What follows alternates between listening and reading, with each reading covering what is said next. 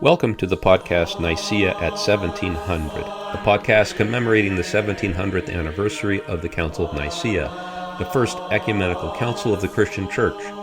My name is Jim Skedros, and I am the Michael G. and Anastasia Kantonis Professor of Byzantine Studies and Professor of Early Christianity at Holy Cross Greek Orthodox School of Theology in Brookline, Massachusetts, and I am the host of this podcast. This podcast is a production of the Scriptorium Initiative at Holy Cross.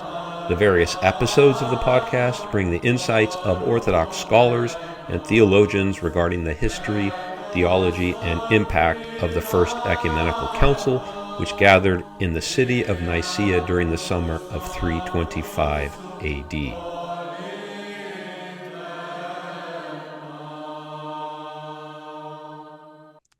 Today's episode focuses on one of the most important figures around the council, and that is Constantine the Great. And in particular, this episode wants to look at how is it that a pagan emperor was able to call and organize an ecumenical council, or a gathering of Christian bishops. And our guest today to help us unpack that is Professor Vasiliki Limberis. Professor Limberis is Emerita Professor of Ancient Christianity at Temple University, where she taught for 30 years. She is the author of two important works. The first is The Divine Heiress, the Virgin Mary and the Creation of Christian Constantinople, and more recently is her book entitled Architects of Piety, the Cappadocian Fathers and the Cult of the Martyrs. She has authored more than a dozen scholarly articles as well. As a faithful Orthodox Christian, Professor Limberis combines her critical, historical thinking with deep respect and piety towards the history of early Christianity.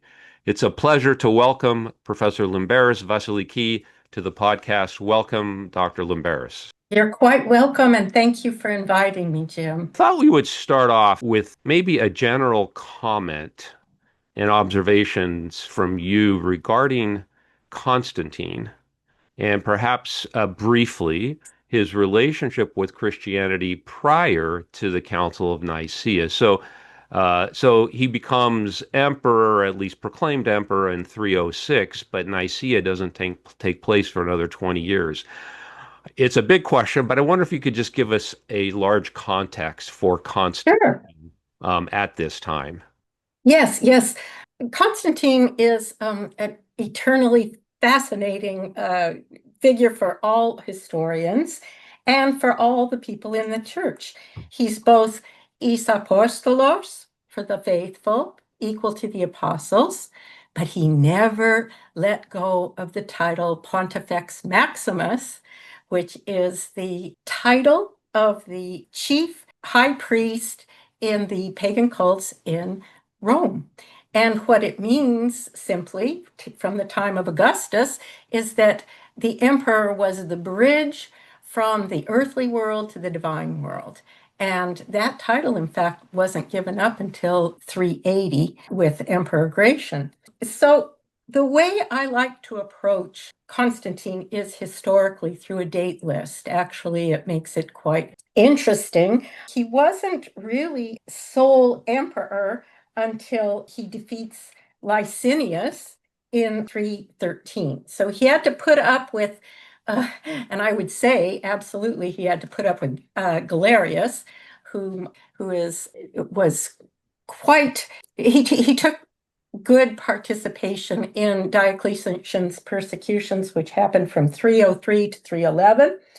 And by the time 311 comes around and Diocletian is dead, Galerius declares toleration of all religions, but he did not restore property to any of the Christians or any money to any of the Christians. By 312, Constantine prepares to take Rome, and this is a pivotal date for Constantine. The night before the battle on the Milvian Bridge, he sees a vision in the sky, and it says, according to Lactantius and Eusebius, that in this sign conquer. Perhaps it was a hero. We're not sure. The first two letters of Christ CHR, CH being the he. And nevertheless, Constantine took this as a sign. He also, at this time, was exceedingly devoted to the one true God, whom he had identified as Sol Invictus, Apollo, also Apollo. So there's a great deal going on with Constantine at this time. His father, Constantius Chlorus, had been amenable to the Christians. Some say, texts say that his mother Helena was already Christian. Nevertheless, when he put this sign, the hero, we will say, on the labarum and on shields, he defeats Maxentius on the Milvian Bridge and he enters Rome. And what date is this? This is 312. So there's 313. been so excuse me, so there's been Yes, sort of like this lots of kind of a civil war or struggle going on in the West and kind of builds up to his taking Rome in 312. Is that correct? that is correct. He was part of the Tetrarchy. His father had instituted the Tetrarchy, and Right. little by little, Licinius, Galerius, well, for Diocletian first. Diocletian was the author of the last great persecution, and it was a very difficult persecution, especially in North Africa. And so he's gone, Maxentius is gone, and Constantine enters Rome victorious. And only in one more year, in 313, he grants universal toleration through the Edict of Milan. So actions speak louder than words with Constantine. There's two things going on with him. There's a cultural context. He grew up in a pagan context with the gravitas of all that comes with being first a Caesar and then an emperor. And so that's all solidly pagan culture, embroiled or tied in with the cults of Rome and pagan religion. Nevertheless, I will end here that the Edict of Milan, unlike the Edict of Toleration, was very gracious to Christians.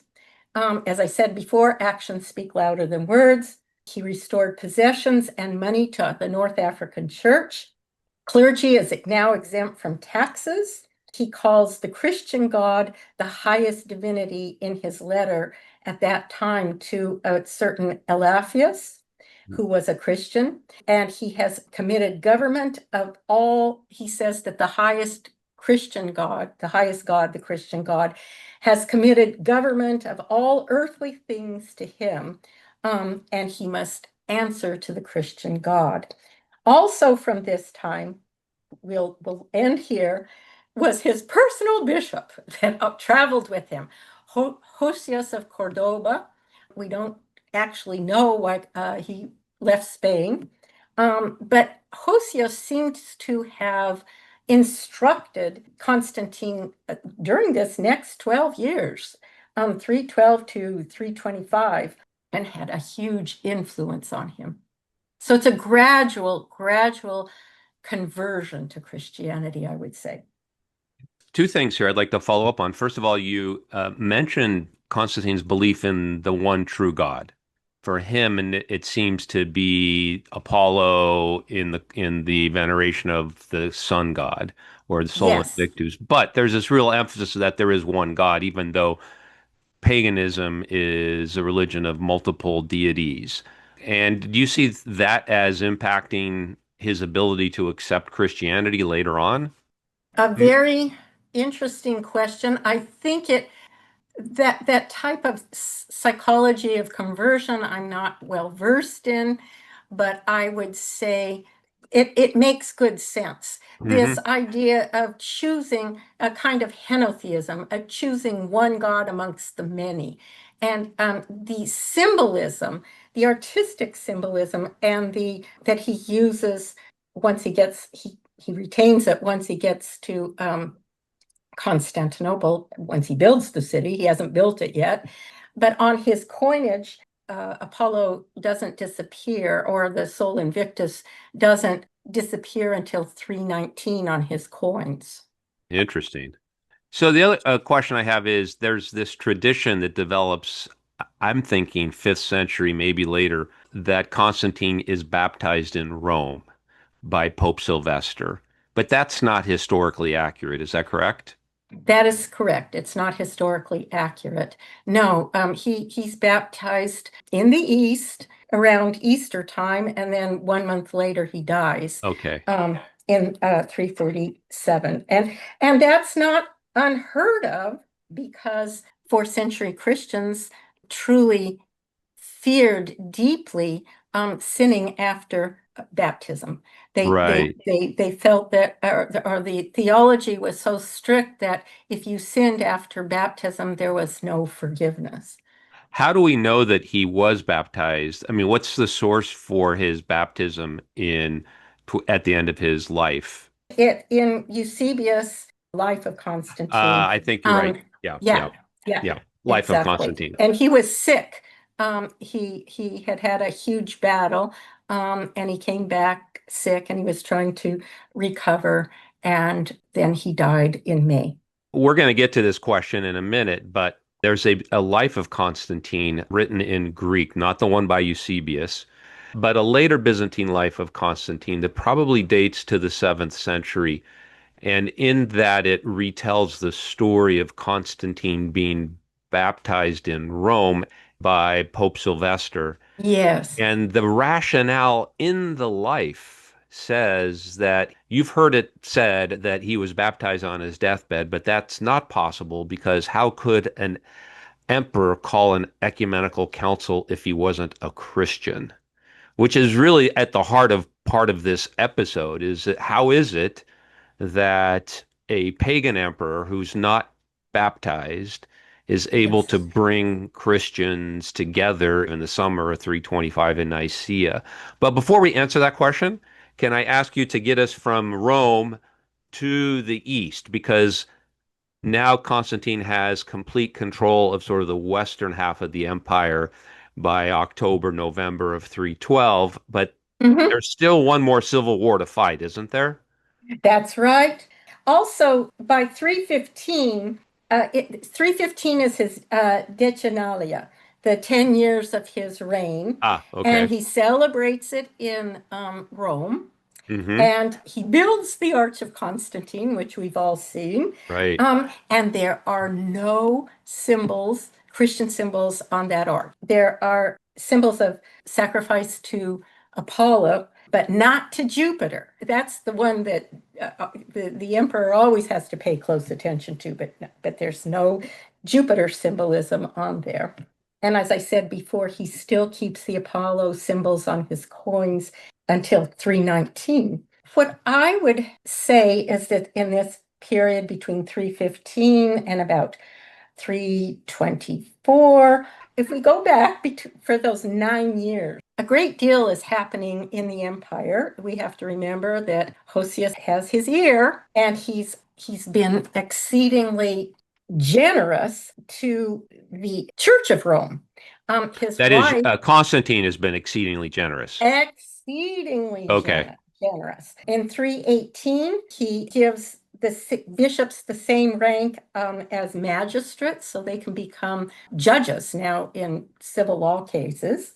In 313, Fausta, his wife, gave land for St. John the Lateran in Rome, which we all know and visit. Also for the first St. Peter's. There had been St. Peter's of the Vatican. The first one was built by Constantine on the Memoria that had been built to St. Peter about 100 years before. And he also built St. Paul's outside of the walls. He saw himself again as exercising his role as Pontifex Maximus, mirroring his hero, who was Augustus, and doing as much as he could for the church outside of the church. Later, he'll be called, Eusebius will tell us that he's called bishop outside of the church. He gives lots of money and land to the Church of Rome. And by 321, He legalizes and encourages gifts to the church. Again, clergy are exempt from taxes, and he organizes and exhorts the church to help the poor and widows. There is no more crucifixion, execution by crucifixion by 321, no more branding on the face, and significantly, the Augustan laws against celibacy were revoked. Finally, the day, now this is the confusing part, the first day is declared literally Helios, or Sunday. Mm, right. English and all the Germanic languages keep that. It's not Kyriaki or Domenica. It's the Lord's Day. The Christians will change that later. Right. But or the day of the Anastasi. It's now literally Sunday, the day of Sol Invictus. Christians liked that very much because that, of course, is the day of the resurrection. Finally, by 325, gladiator games are prohibited.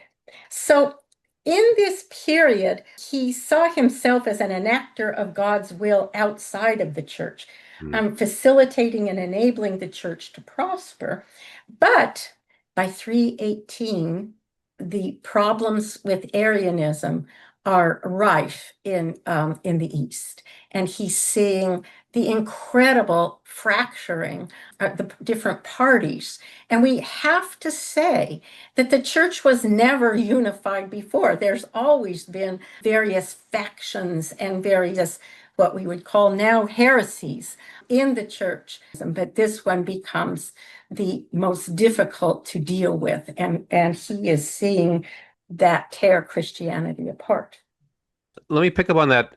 You shared with us that he gave, as kind of bishop outside the church or bishop of the external church, he's given property to the church. He's funded church buildings. He has rescinded kinds of things that ethically and morally might be practical in some sort of pagan or the cultural context of that time, but that might be offensive or limiting Christian activity. He's changed some laws to allow more freedom of Christian lifestyle. For example, you want to be celibate, it's okay to be celibate. That to me is outside. But why get involved in the internal strife of the church, which to me sounds what this whole debate about Arianism and date of Easter seems to be another issue here. Mhm. Why insert himself into what I think might be sounds to me like the internal life of the church? Or is he, or does he not see it that way? I think a case can be made for both sides. Okay. But I think within the cultural context he just defeated Licinius. He is now the sole emperor. So he's the And most powerful person in the Mediterranean yes, world at this yes, by exactly. 325, right? Right. 324, 325. Okay. Yes, absolutely. Absolutely. And he, at least from the evidence that we have from church historians who extol him, they have an abundance of riches with Constantine and they don't really Right. know what to do with him. Right. Um, Looking at him from the point of view as a Roman emperor, I could understand and I see him as exceedingly, I would say, even sincere. I know some people will scoff at me for saying that. Some scholars will say absolutely not. He can be seen in a Machiavellian context, but I don't see him that way Hmm. because of the laws he enacted. The first and foremost duty of an emperor as a Pontifex Maximus would be the unity of the empire and the peace of the empire. And the church was already most powerful, so powerful a contingent that it indeed could cause great disunity and strife in the empire, especially with the bishops. So I do not find it so extraordinary that he calls for a council. And he's very eager to have the church make peace and make this go away, in which we know in hindsight, it does not go Right. away until the 390s. Right. So I want to get to his role at the council, but before I we get there, let me ask one other, it's sort of a hypothetical question as well.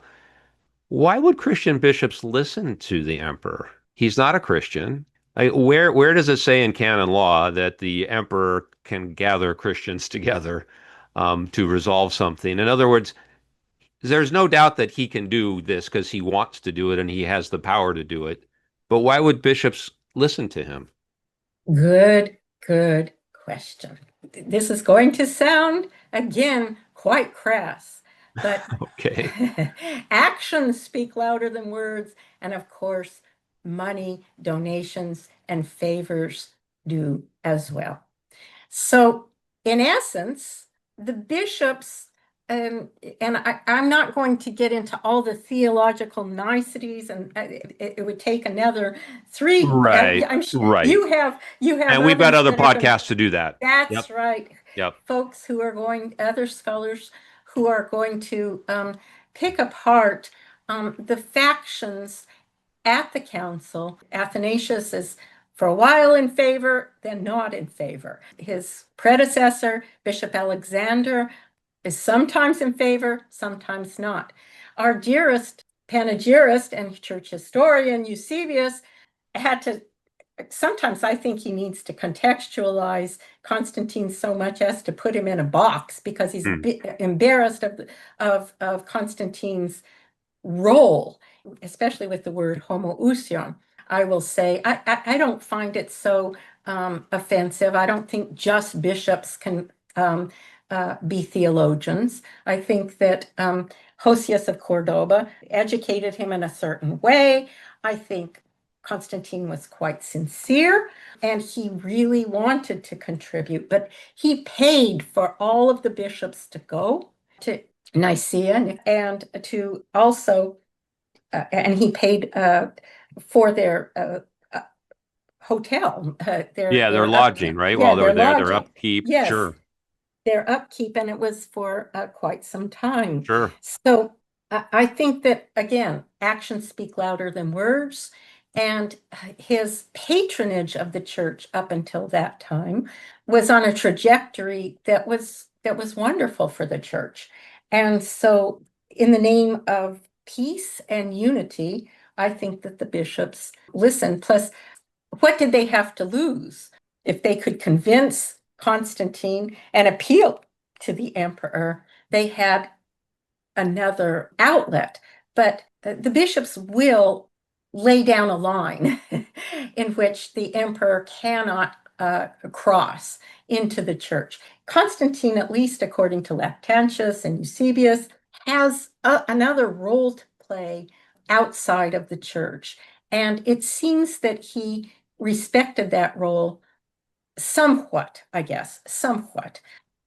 I think he had other outlets in his role in civic ceremony, because 325 is also when he begins 325-26, his big building project of Constantinople in the little fishing village of Byzantium on the Bosporus. So he's going to have other activities at this time. So let's get to the council. And what do Yes. we know of Constantine's role at the council? He's swayed by Eusebius's plight, and he decides to act as a mediator, and he wants the date of Easter settled, opens the sessions. He wants the Arian, Novatianus, and Meletian schisms to be healed, and unity and peace is his goal. He, as I said before, he introduces the term homoousion, which, though it may have startled Eusebius, once we get to the Cappadocian Fathers, they're absolutely brilliant at their expositions of what homoousion really means in a Trinitarian context. Eusebius reluctantly accepts it. Constantine thinks that all the problems are solved, but of course we know they were not. It's going to Right. continue through his son's reigns as well, too. Right. And the question about what he did at Nicaea is problematic because we don't have the Acta of That's Nicaea. right. So we don't That's really right. know what took place at Nicaea. But what you suggested is, I think, from my perspective, is a fair assumption of his involvement. We do know that, right, he addressed the council. There's a letter in, I think the address is contained in Eusebius's Life of Constantine, which he Yes. writes after Constantine dies in 337. And so there's this address, which, as you suggest, is calling for unity. And you're right to point out the Meletian controversy, Arian controversy, Novatian controversy as well. Those things are still floating around. And unfortunately, we don't have time to unpack all those here No. in this podcast, but we don't have the act, the day-to-day activity of what took place at the council. So it's a lot of it is speculation. I wonder if you would agree with this description of Constantine's role. I forget, it might be Henry Chadwick that where I first came across this description of Constantine sees the council in terms of how he views or how a Roman emperor would view the Roman Senate, where the Senate is kind of an independent body. He can go and address the Senate, but he doesn't vote in the Senate. I wonder if Yeah. that is that an analogy that we could use here for the council, that he addresses this council of bishops, but he's not a voter. He doesn't have a vote Yes. in the council. Is that, would you say that's accurate?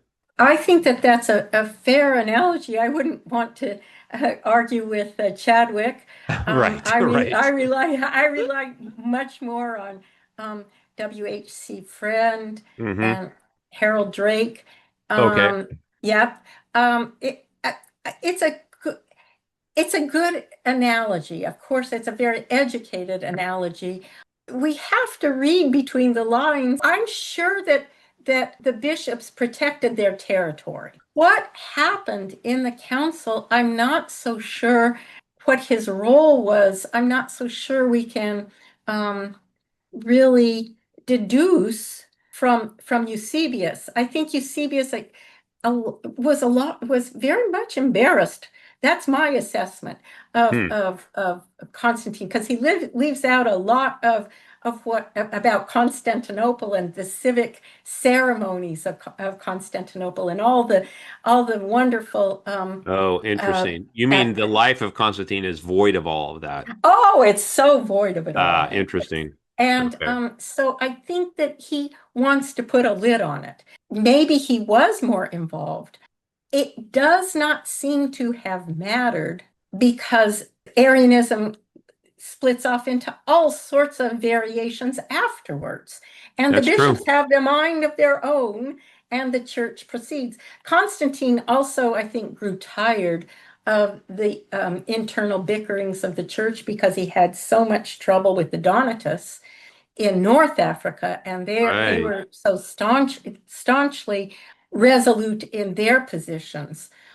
So he had seen the dangers there, and he didn't want that to occur in the East.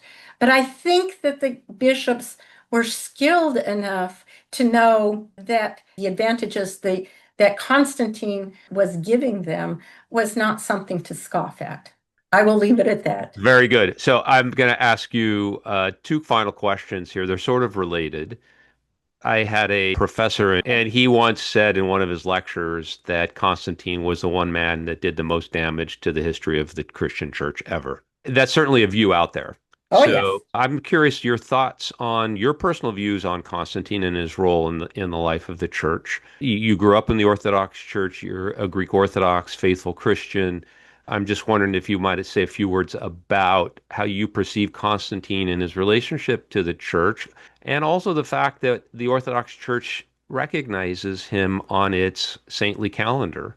And I wonder if you might want to Yes. say a few words about that and your own kind of view on Constantine and his role in the life of the church.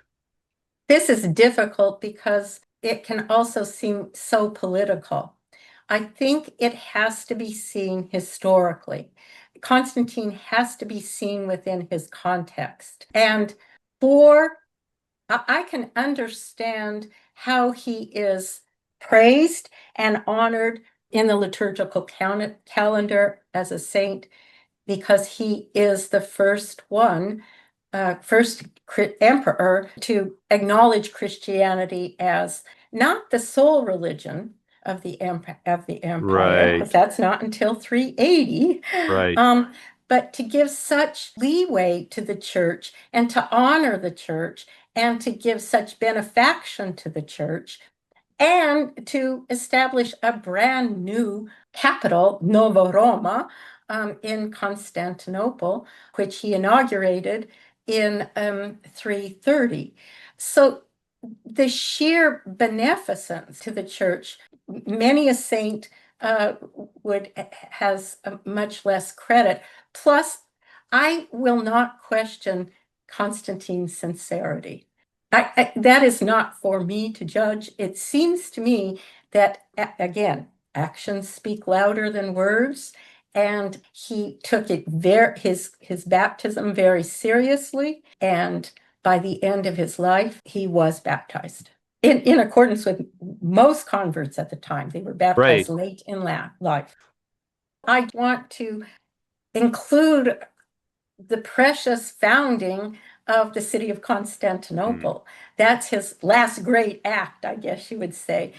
And he's buried in a mausoleum church of the Holy Apostles, and he's buried in there too. Right. As the 13th apostle.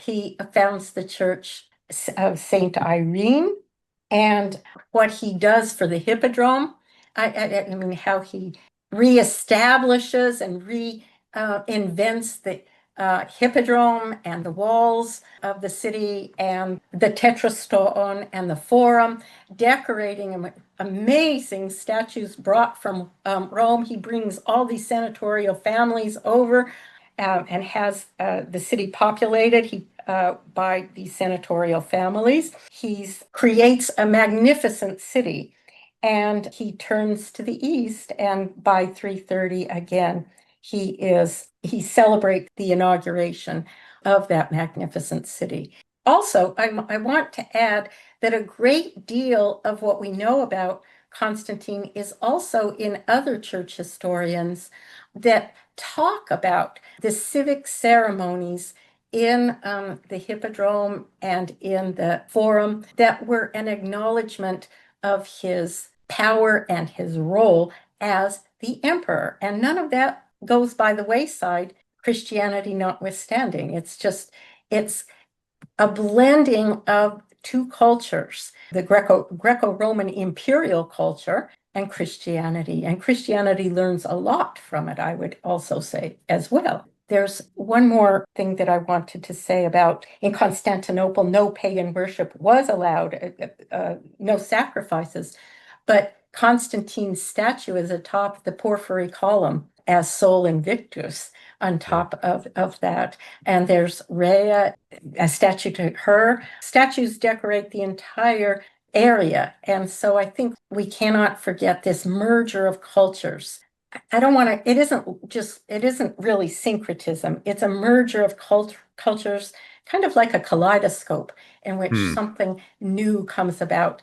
One other thing with regard to that other life of Constantine in the West knows how powerful Constantine is in the legend. We won't get into it here, but the donation of Constantine lives well into the medieval era, which is a spurious document benefiting the papacy, the medieval papacy.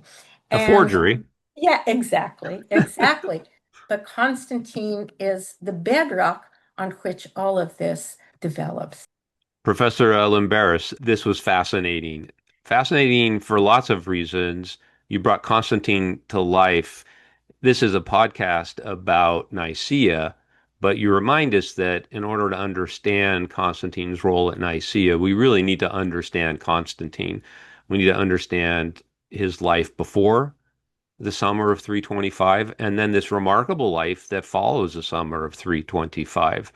And in other episodes, we address the challenges of the acceptance of Nicaea.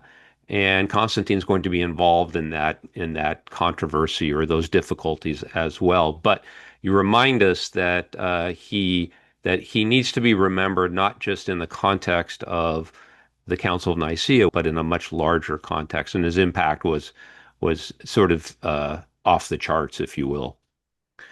I just want to thank you so much for being here with us, for bringing your insights into this period, this remarkable period in the fourth century of the Greco-Roman world and the history of the church and Constantine's role in it. Thank you so much. Thank you. Thank you very much. A special thank you to the St. Romanos the Melodist Choir of Helena College and Holy Cross Greek Orthodox School of Theology for their rendition of the Apolitikion of the Elevation of the Holy Cross. The artistic director of the choir is Reverend Dr. Romanos Karanis.